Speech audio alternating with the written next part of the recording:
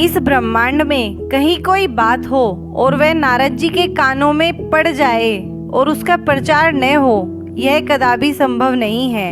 उन्हें तो संचार तंत्र का आदि गुरु कहना अधिक उपयुक्त होगा। बैकुंठ लोक से चलकर नारद जी सीधे मथुरा के राजा अत्याचारी कंस के पास पहुँचे। कंस ने नारद जी का समुचित आदर सत्कार किया और उनके दर्शनों के लिए आभार प्रकट किया। कुछ पल शांत रहने के बाद नारद जी ने कंस से कहा, राजन, अब अत्याचार करना बंद कर दो, क्योंकि तुम्हारा वध करने के लिए तुम्हारी बहन देवकी के गर्भ से 8वीं संतान के रूप में स्वयं नारायण अवतार लेने वाले हैं। यह सुनकर कंस क्रोधित होकर बोला, यदि ऐसा हुआ तो मैं अपनी बहन देवकी को ही मार डालूंगा। नारद जी ने उसे समझाते हुए कहा, राजन, मूर्खता मत करो। अभी से बहन की हत्या पाप अपने सिर पर क्यों लेते हो? व्यर्थ में लोक निंदा के पात्र बनने से क्या लाभ? जब 8वां बालक होगा तब उसका चुपके से वध कर देना। सभी बालकों को मारने से तुम्हें पाप लगेगा।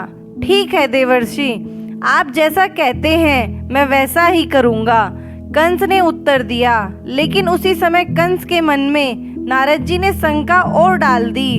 उन्होंने एक कमल का फूल मांगकर उसे देखते हुए कहा, राजन, इस कमल के फूल को देखिए, इसकी पंखुड़ियों को कहीं से भी गिनना जा सकता है। फिर यह कैसे पता चलेगा कि देवकी का कौन सा पुत्र 8वां होगा?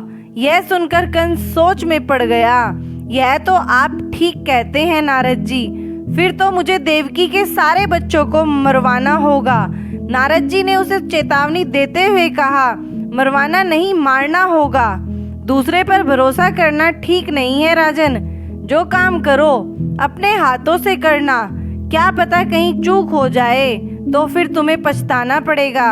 एक बार यदि देवकी की 8वीं संतान का जन्म हो गया तो फिर तुम्हें कोई नहीं बचा सकेगा। कंस बोला, आप ठीक कहते हैं देवर्षि, आप मेरे हितैषी हैं। मेरे ही क्या, समस्त असुरों के आप हितैषी हैं, तभी तो हम सभी आपको इतना मान करते हैं। नारायण नारायण, ठीक कहते हो राजन। नारद तो सबका भला चाहता है, लोक कल्याण ही मेरा लक्ष्य है और समय रहते सबको सचेत रहना मेरा ही धर्म है। कहते हुए नारद जी वहाँ से विदा हो गए। नारद जी के उकसाने पर कंस ने देवकी के 6 बालकों की निर्मम हत्या कर डाली। उसके पापों का घड़ा बढ़ता चला गया। भगवान विष्णु के आदेश से योग माया ने देवकी के 7वें गर्भ को रोहिणी की कोख में स्थापित कर दिया और देवकी के गर्भपात की सूचना कंस को दे दी गई। रोहिणी के गर्भ से बालक बलराम का जन्म हुआ। देवकी के 8वें गर्भ में स्वयं नारायण अवतरित हुए। तब योग माया ने गोकुल की गोपी यशोदा की नवजात पुत्री से देवकी के पुत्र को बदल दिया। वसुदेव ने यह कार्य स्वयं किया। 8वीं संतान पुत्री के रूप में देखकर क्रूर कंस ने निर्ममता पूर्वक उस कन्या को पत्थर की शिला पर पटकना चाहा, लेकिन वह बिजली की तरह चमकी और आकाश में दुर्गा के रूप में प्रकट होकर बोली, अरे दुर्बुद्धि कंस, तू अकारण मुझ बालिका का वध करना चाहता था।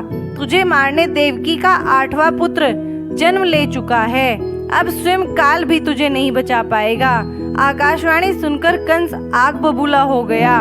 उसने अपने सहकर्मी प्रलभ और केसी दैत्यों को बुलाकर उसी दिन जन्मे अपने राज्य के सभी बालकों को मार डालने का आदेश दे दिया। परंतु वह यशोदा की गोद में खेल रहे बाल कृष्ण तक नहीं पहुंच पाया।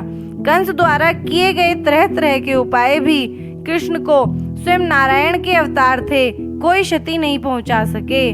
धीरे धीरे श्री कृष्ण और बलराम जी किशोरी अवस्था में पहुँचे और जब कंस के अत्याचार बहुत बढ़ गए तब श्री कृष्ण ने अत्याचारी कंस को सिंहासन से खींचकर मार डाला।